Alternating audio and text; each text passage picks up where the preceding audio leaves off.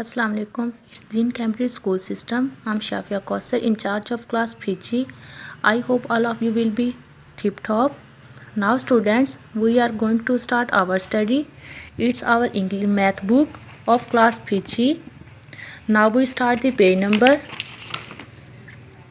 3 and today we learn 5. This is 5 ducks. 5 ducks, 5 children's, 5 children's, 5 fingers, 5 fingers,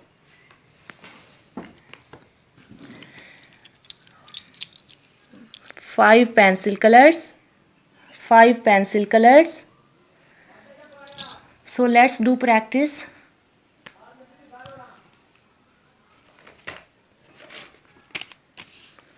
Join the dots.